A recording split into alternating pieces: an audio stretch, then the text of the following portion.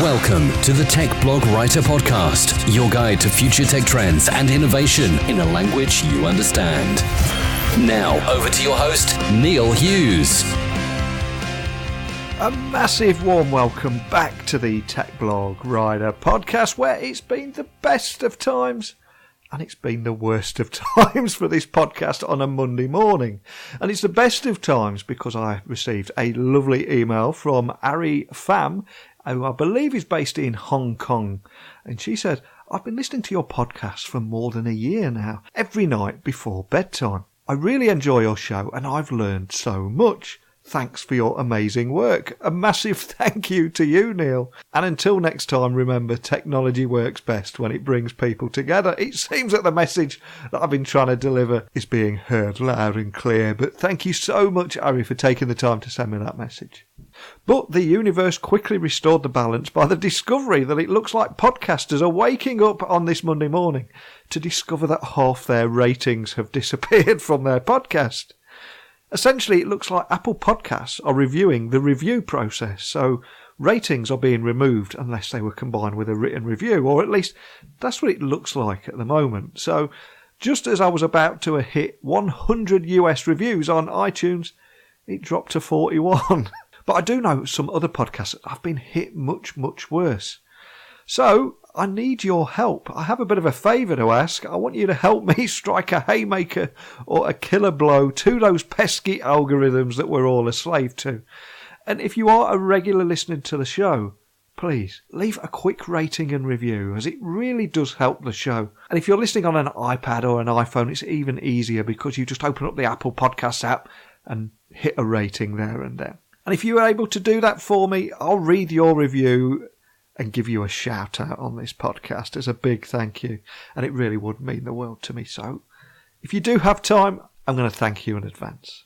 Because as you know by now, I've interviewed some big tech behemoths on this show, such as Adobe, IBM, Microsoft, SAP and Sony, alongside some other big names such as Manchester United, Real Madrid and William Shatner and even Wendy Williams, and how they're transforming their businesses and helping others transform industries through technology. But I'm also passionate about using this platform to help entrepreneurs and startup founders share their inspirational story, and by doing so, inspire others that are listening. Because I want to learn from each and every guest on this show and their experiences on this crazy journey that we sometimes call life. Now, today's guest is Tom Ross from Design Cuts, who built an audience of 400,000 designers and grown to a 7-figure business. So I invited him on the show today to find out more. So buckle up and hold on tight as I beam your ears all the way to the UK so we can speak with Tom Ross from Design Cuts, who's going to share his story with us. So a massive warm welcome to the show, Tom. Can you tell the listeners a little about who you are and what you do? Yeah, hi Neil. Thank you for having me on. Absolute pleasure. Always good to connect with a fellow Brit as well. A fellow Brit podcaster as well. There's not many of us out there, is there? I think we're the only two actually, Neil. So yeah, we need to organise a meetup. My name is Tom Ross. I'm a 30-year-old entrepreneur. I've been dabbling in this space since quite a young age, and that's led me to run the company I'm now running, which is designcuts.com, which is a global community of 400,000 graphic designers, and it's just the best, most positive, friendly community I've ever seen online. That's my whole thing that I love to do, is create compelling brands and engaged communities. So it's not so much kind of what we're selling, although I'm very proud of that too, but the community is the part I'm most proud of. And so, yeah, I'm more than happy to dig into any of that with you today. But I think creating those human, fantastic communities where everyone really cares and they're really close-knit and they look out for each other, that for me is the coolest thing about online marketing. And I'm conscious there are going to be a few people listening that have not heard of Design Cuts or hearing about you guys for the very first time. And for those people, Design Cuts offers discounted design bundles for creative professionals, plus even creative geekery too. But can you tell me a little bit more about exactly what it is and what makes you guys unique out there?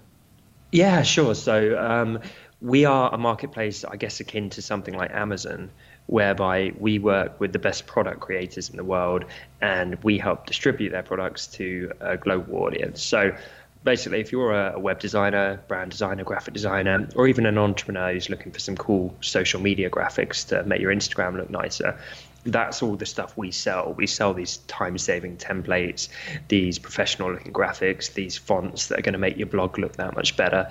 That's all the stuff that we sell. I think what makes us different is we're highly curated. So unlike some of our competitors that sell millions of products, we only work with the best kind of 2% of product creators in the industry. So we have no interest in the 98%. We only work with the absolute tip top, which means that when you're browsing our marketplace, everything is really high quality, really, really curated and really beautiful. And then on the back of that, you also get the best licensing, which normally would cost you 10 times more, but you get that wrapped in for free.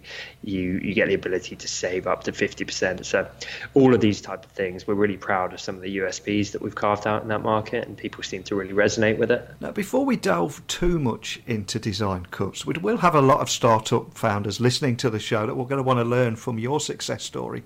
So I want to take you back in time to where this all began. I mean, can you tell me more about your story, the kind of choices that you made that helped you build an audience, which is essentially right now 400,000 designers, and that has grown to a 7-figure company? It's inspirational. Oh, thank you. Yeah, I appreciate that. So as I mentioned, I've done these online ventures since I was about 12 years old, dabbling and learning and starting various projects. And one of the bigger ones was I started a design blog called PSD Fan. And a lot of what I was trying to teach myself at that point, I was trying to learn internet marketing better. And I would jump on Google and search, how to do internet marketing. And I'm sure, Neil, you can imagine some of the stuff that was coming up, right? Yeah. A lot of the sleazy ebooks and people saying it was all about how many followers you had and how much traffic you were getting. So that's how I thought it had to be done, even though my natural inclination was to build these fun communities and to care about people and that kind of thing. I thought, well, that's great, but that isn't how you build a business. So to build a business, I need to do what these so-called experts are telling me, and I need to attract a lot of traffic. And so I did that, and my blog ended up getting 100,000 visitors a month after a couple of months, and then pretty soon it was getting 250,000 visitors a month. And for a blog that's, over time getting millions of visitors, you would have thought I would have been chuffed and I would have effectively made it. But that isn't what happened, because a lot of these tactics to attract traffic weren't attracting the right type of traffic. I'd be getting visitors from places like StumbleUpon. I'd be getting lower value visitors in the respect that they'd bounce off the site quite a lot and they might visit once and then not stick around. And so even though I was able to pay my way through college and get a kind of decent part-time income from it, I never turned it into a full, long-term, sustainable, really healthy business that I wanted it to be. And it began to feel like a bit of a large hollow shell where I just thought I've got this audience of millions of people, but it hasn't really amounted to all that much. And that was really disparaging. And so when I then went and started Design Cuts and I saw an opportunity within the market, I decided to turn everything on its head. And I thought, I don't care about traffic. I don't care about how big my audience is. I'm going to build the most engaged audience I can. And so I started building this really close-knit community, this tribe around what I was doing. I started really caring and getting to know the people incredibly well. And ironically, on the back of that, I built a bigger audience than I ever did with my blog, and certainly a much bigger and more successful business. It's fantastic to hear that you went and did it the right way there. And when I was researching you, Tom, before you came on the show today, one thing that really stood out for me is that you seem to be passionate about bringing real value to your audience rather than just using them, which is so refreshing too. But can you share with me a little bit about your beliefs here and why that is so important to you? Yeah, absolutely. So around the time of starting my company, I had a few business mentors that I started listening to. And believe me, it took some digging because, as I alluded to before, when you get on Google, you're fed a lot of bad and misinformation. Yeah. And so it took years and years and years to really discover some of the people doing it correctly. And some of my early mentors would talk about not using your audience, but serving them. And that's something which I practice to this day. And I think it's such a fundamental mindset shift. I think so many people use their audience. They are trying to get more likes out of them. They're trying to extract money and sales out of them. It's all very short-term thinking. and it's just trying to use them up and then essentially move on to the next person.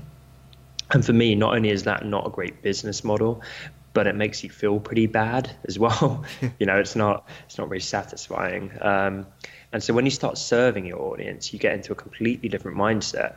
Something I did at the inception point of my company, even though I was incredibly busy and I was working 100 hours a week at this point, I would spend an hour every day for 2 months in the early months of the company, having a one-on-one conversation with some of the early customers to get to know them, to appreciate them, and to listen to them and hear what they wanted to change or what they wanted to see or what they liked and didn't like.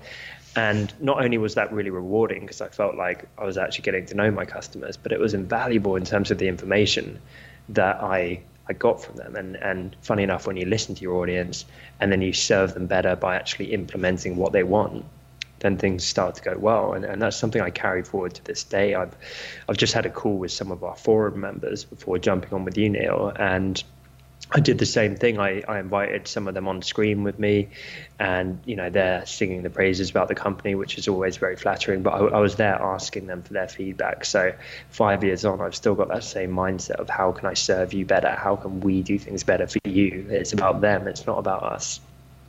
I can't tell you how great this is to hear, because I think everybody listening have connected with somebody on LinkedIn, and then within 20 seconds they've had a sales pitch thrown directly into them. I mean, do you think this mindset has helped you build a brand rather than that just old-fashioned traditional sales pitch that just doesn't work? I work with a lot of designers, and I think many of them actually need to learn how to do sales because they're terrified to sell. I think for everyone else, pretty much, especially entrepreneurs, they need to flip it. They need to think way less about sales, and they need to think way, way more about brand. And most entrepreneurs are horrible at this. As you said, on LinkedIn, everyone's there spamming you, trying to sell you on things. Like 99% of marketers I see are doing it the wrong way, in my opinion, where they're, sucking you into a funnel system. They're relentlessly trying to upsell you until they just burn you out or turn you off of what they're doing, or worse, an example I like to give is phone companies, right? So they'll suck you in with a compelling offer.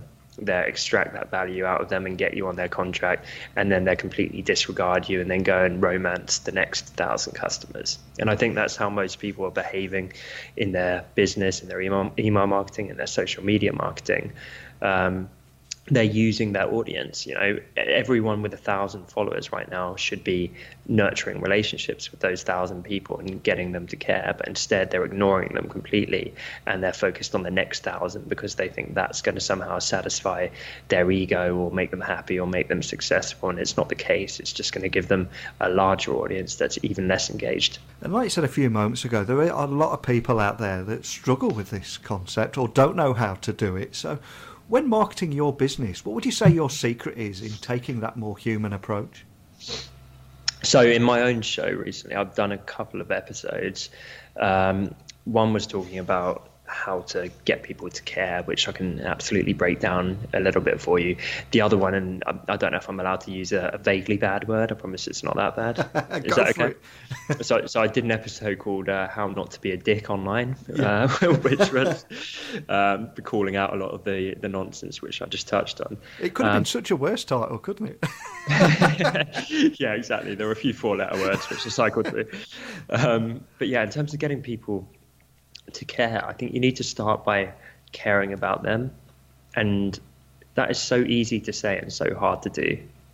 So many people say, I just want to help others, or I care about others, I care about my audience, and their actions don't reflect it. What are you actually doing that shows that you care? We do stuff all the time. There's 1,000 different ways to do it. We send people personalized gifts and tokens of appreciation. I have a weekly call with some of my followers connected to my personal brand where I give them free consultancy that I know I could charge thousands for, but I do it just because I'm a geek about this stuff and I enjoy it. And so why not? I get a kick out of seeing their businesses grow. I respond to every comment and DM rather than ignoring people, because I think that's the right way to act. With my company, we're customer first, so you need to put the customer absolutely above everything else. You need to live and breathe customer service, no matter what role you are within the business. And And that's intrinsically kind of tied through the values of everything we do. And as much as I can kind of judge some of the nonsense that happens and how people do it the wrong way, perhaps, it is a blessing in disguise, because for people like you and I, it really opens up opportunity, because if you behave in the correct way and you genuinely do care, I think you stand out massively, because it's such a rare thing in this world. So for any startup founder or entrepreneur that wants to maybe follow in your footsteps, can you also tell me a little bit more how to build real engagement and a proper community around your content? Because I think getting that engagement and building that community, that is where the gold is, isn't it? Yeah, 5,000%. So I think there's a few ways, and I've kind of organically done this over the years, and now that I'm putting up more content about it, I'm trying to get a bit more systematic. Not that I want to give anyone the secret sauce system, but I've realized so many people keep asking me about this. I'm trying to break it down and get a bit more formulaic. So number one, like I touched on, I think you need to appreciate the people that you have and stop fixating on the people you don't have, because ironically, by doing that, more people will gravitate to you anyway. And there's a lot of ways you can do this. So I think just reaching out to your existing customer base, either through personal email or personal direct message on social media, not selling them anything, being refreshing and just saying, you know what, Neil, thank you so much for following me. I really, really appreciate it. And if I can help with anything, if there's anything you're struggling with, let me know, and I'd love to. And that's it. Yeah. And that's something I've done personally to great effect. It's something I encourage some of my followers to do, and they've reported back really positive findings as well. Because in a world where everyone is trying to sell to you, that's so refreshing. You're almost looking at it being like, okay, when's the sell coming? You're like suspicious of it. And when it never does, and the intent is pure, that's a really powerful thing. Or just doing generally nice stuff, like if someone in your community is doing well, champion them and give them a shout out to your audience. Or if two people are a good fit for each other, then play connector and introduce them, even though you'll get nothing directly out of it, but they might hit it off and have a partnership and then be forever grateful for you. There's so many ways to do it, but the fundamental philosophy, I think, is always not to use them, but to serve them, as I mentioned before. And when you just keep that front of mind, opportunities will arise all the time. Like just listening to them as well. Like I said, having those conversations, say like, how can I help you? Like, what content do you want to see more from me? What would you find most useful? And then actually take on board their feedback and do it. So few people are bothering to do that. Yeah. What everyone tends to do is what I like to call shout into the void, where they're not listening, there's no dialogue, there's no community, there's no relationships. They're just pumping out content, sticking a load of hashtags on it, attracting no comments or a bunch of spammy generic comments, and then wondering why they're not building a community when it's a one-way conversation. Yeah, no, absolutely. And another topic I think we should talk about is that every startup story usually involves a 10-night over success story that consists of blood, sweat, tears, and so much more. But I know you've gone on this journey, but it's not all about the dramatic highs. There are some big lows as well. So can you tell me how you went through burnout and how even ended up putting yourself in hospital? And so for anyone listening that might be concerned that they're going through a similar path there, what were the signs of burnout and how did you change it to ensure that you don't make that same mistake again? Yeah, this is, I think, a really powerful message, because when I started my company 5-6 years ago now, I started consuming a lot of the content which was preaching hustle, and that's from people like Gary Vee, who I'm sure most of your audience are familiar with. And whilst I'm a big fan of his, I really took it to extremes, and I was working 18 hours a day and 7 days a week. So I was working well over 100 hours a week, which is just ridiculous. And I touched on this in my content. I think a lot of people like to glamorize it now and say they're a big hustler, and they're actually not being honest. I genuinely worked over 100 hours a week, and it was so brutal. I would barely see my girlfriend. I'd barely see my family and friends. I didn't watch TV for over a year, like literally no TV at all, like no downtime. It was all work. And it just got really intense. I'd be kissing my girlfriend goodnight at 10:30 at night, and I'd go and keep working in the room next door until 4 a.m, falling asleep on my keyboard. It was it was kind of hustle culture personified. And at the time, it's really exciting because you're so fulfilled with adrenaline.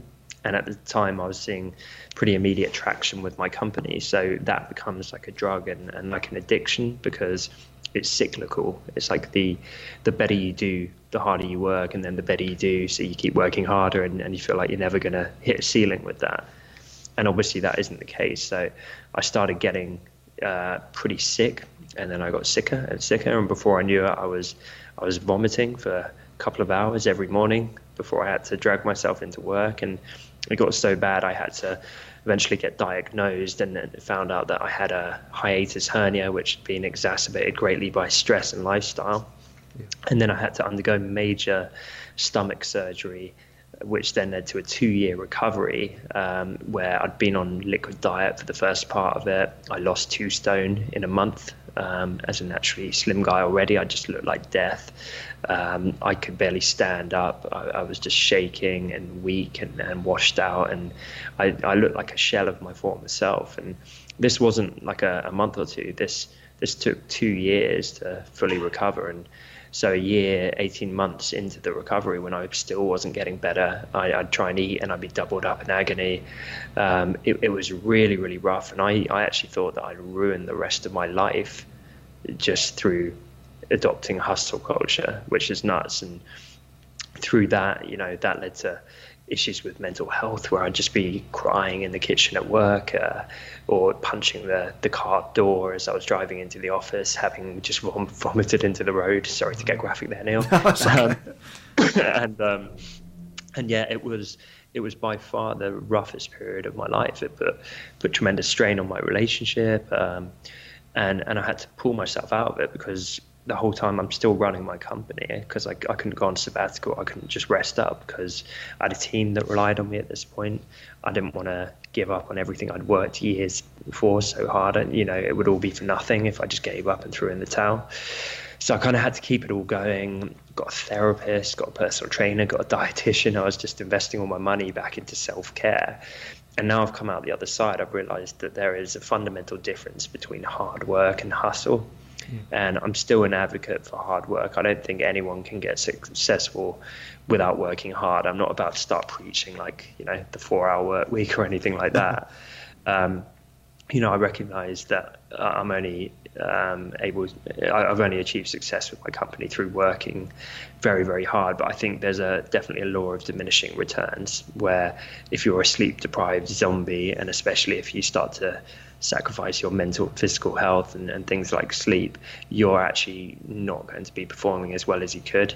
And so for me, it was a real wake-up call. It forced me to delegate. It forced me to scale out the team. And I'm very thankful now that I'm thinking clearer than ever. I feel stronger and healthier than ever. I feel more balanced. I'm able to work 60 hours a week instead of 100 plus, and kind of find that sweet spot. And I might not have it down perfectly. Sometimes I still get close to burnout, but now I always put my health first. I know when to dial it back. I know when my body is telling me I need to rest, and I vow to never go back there. And what scares me is I feel like I picked up on the whole hustle culture thing a little bit earlier, but I can see everyone jumping on it in the last year or two, and I'm slightly terrified for the entrepreneurial community at large, that they don't know what's waiting for them just around the corner, and that if they aren't sleeping and they're working every waking minute and they're all trying to compete with each other to be the biggest hustler, I think there's going to be a tidal wave of mental and physical health issues that are emerging over the next decade, which I really want to try and help avoid any way I can. Absolutely. It's so frustrating as well, because obviously it's something you've experienced and you can help and offer advice, but a lot of people won't listen, will they? I suspect you wouldn't have listened back then. I wouldn't. I had people telling me all kinds of stuff. My business partners were saying, you can't keep this going. And I was like, yeah, I'm Superman. Like, screw you, of course I can. I had my business mentors who I respected a lot telling me, you should aim to get one big project or one big thing done per day. That's true productivity. And I'd be like, nah, I'm getting like 15 to 20 things done a day. Like, what are you on about? That's why I'm, starting to do better than you. And it wasn't so much in an arrogant way, but you literally feel like you can take the world on. When you're coursing adrenaline and sleep deprivation, I understand the appeal of that, because it's a greater high than I've ever felt. But realize that the crash will come, and none of us are superhuman, and you cannot. Like, I don't want it to sound cliche, Neil. I can sit here and say you can't sprint a marathon, and people will gloss over it and be like, well, I'm going to try anyway. I really, really want to be a cautionary tale. If you are starting to burn out, like, it is your body telling you need to slow down, you need to respect that. And it's not a sign of weakness. It doesn't mean you're not a true entrepreneur. It doesn't mean you're not a real CEO or anything like that. It means that you're actually sensible and that you see the long game, because if you use up everything you've got, then you're going to be no use to anyone, including yourself, including your business. And you did bounce back magnificently, and now we're looking towards the future. So I've got to ask, what are your big goals for 2019 and beyond? Right now, I'm still quite heavily focused on my company, and we've got really exciting plans for how to scale that up, how to do even more amazing stuff and grow our fantastic community. We've got some great partnerships emerging, and there's a lot going on there. But I have more recently got into doing my personal brand. I never wanted to push that until I had real success, I guess, under my belt. I didn't want to be not practicing what I preach. So I think for me, it's also going to be quite a big year for that. I'm going to be pushing my new show. I'm going to be trying to help as many entrepreneurs as possible. I'm even looking at helping some specific startups in a kind of incubator type setting. So yeah, there should be a lot going on. Essentially, I love building my company, and I love helping other entrepreneurs, and so I want to do them as much as I can. I'm sure we've got so many people listening that your words would have really resonated with them. So if there is anybody listening that would like to continue that conversation that we started today, or maybe even check your podcast out, can you remind listeners of where they can find you online, and also contact you if you have any questions at all? Yeah, absolutely. So you can find me on Instagram as Tom Ross Media, and I would say that's my place where not only am I putting out content, but I'm trying to really help as many entrepreneurs for free as I can. I've got no interest in selling anything. I've got my day job, so this is kind of my geeky hobby where I just like helping people. So honestly, reach out on there, drop me a DM if you listen to the podcast, say you're from Neil's fantastic podcast, and I'm more than happy to answer any questions, help with what you're struggling with. And I'd really appreciate if you checked out my show as well, which is the Honest Entrepreneur Show, where hopefully you can see I like to keep things quite real and transparent. And yeah, that's on YouTube, iTunes, etc. But yeah, Neil, really appreciate you having me on. Actually, I really like how you do things and like what your podcast's all about. Thank you so much. You've been on an incredible journey. You really have, from securing the wrong traffic and all those big numbers to learning how to get the right traffic and playing the connector and serving your audience, not using them. And it's so important, and a mistake that we both see happen so many times. But more than anything, just a big thank you for taking the time to come and share that story with me today. Thank you, Tom. It was my pleasure. Thanks, Neil. Wow, what an inspirational story of rising to 400,000 global members, 500 million saved by customers, and 500,000 podcast downloads. Now, as the founder and CEO at Design Cuts, Tom clearly strives to make the greatest design tools and resources, but make them affordable for the average designer. But above that, educate and inspire and mentor. And these are not just words, because it seems like he's doing this with his own podcast. And my big takeaway from our conversation today was just how much he loves mentoring fellow entrepreneurs and helping to guide their business strategy, social media marketing and branding, and so much more. But what did you think? I'm sat here waiting for your feedback, your emails, season greetings, Christmas movie suggestions, or even just answer your bizarre questions. And I am the easiest podcast host in the world to get hold of. There is no PA answering my emails. You can get directly through to me by emailing me at techblogwriter@outlook.com. You can tweet me at Neil C. Hughes, or get me at my website, techblogwriter.co.uk.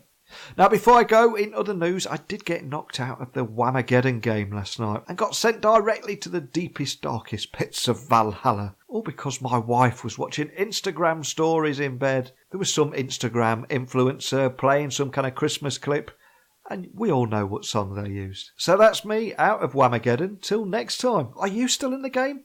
Are you playing it even?